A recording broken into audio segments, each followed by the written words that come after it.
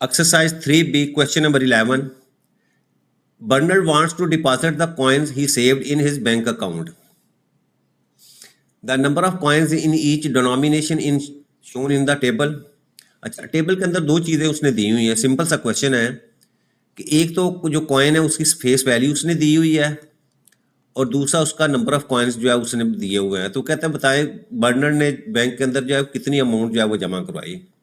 अच्छा, अब हम क्या करेंगे, आप देखें ये जो 0.05 ये फेस वैल्यू, इसके कॉइन उसके पास जो है वो 30 है। इसी तरह 0.10 उसके 80 कॉइन्स हैं और 0.20 जो फेस वैल्यू वाले कॉइन्स हैं उसकी वैल्यू जो है वो 60 है और 0.50 उसके 100 कॉइन्स हैं।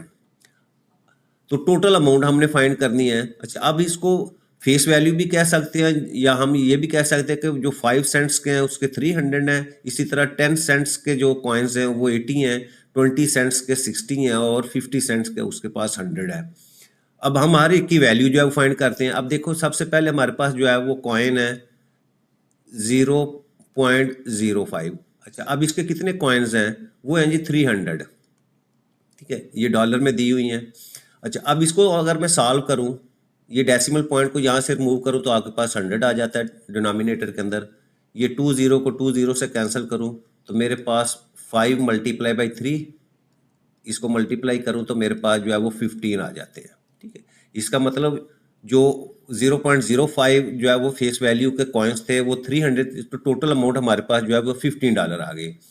अच्छा, उसके बाद हम जो उसके पास कॉइन है 0.10 यानी 10 सेंट्स के, वो कॉइन है उसके पास 80।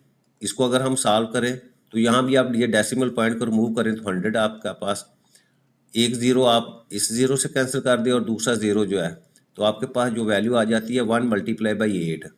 तो 1 को 8 से मल्टीप्लाई करेंगे तो आपके पास $8 ये आ जाएंगे। अच्छा, उसके बाद जो थर्ड जो है फेस वैल्यू वाले कॉइन्स हैं वो है जी उसके पास 0.20 और ये 60 कॉइन्स हैं।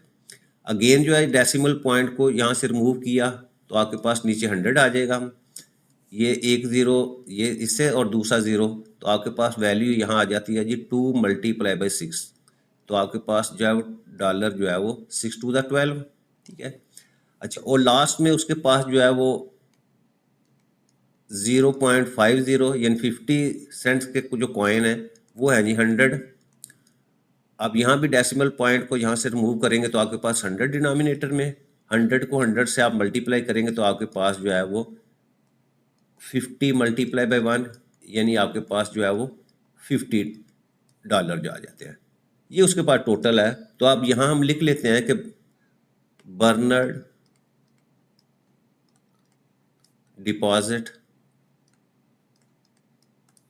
ठीक है, कितने डिपॉजिट किया उसने अमाउंट, वो आपके पास आ जाएगी जी। पहले आपके पास जो है वो $15 है, फिर उसके बाद सेकंड आपके पास जो है वो $8, फिर उसके बाद $12 और लास्ट के ऊपर उसने $50।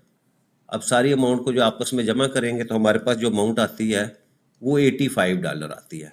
ठीक है, तो 85 टोटल अमाउंट जो है जो बर्नर्ड ने जो है वो बैंक के अंदर जो है वो डिपॉजिट करवाई है।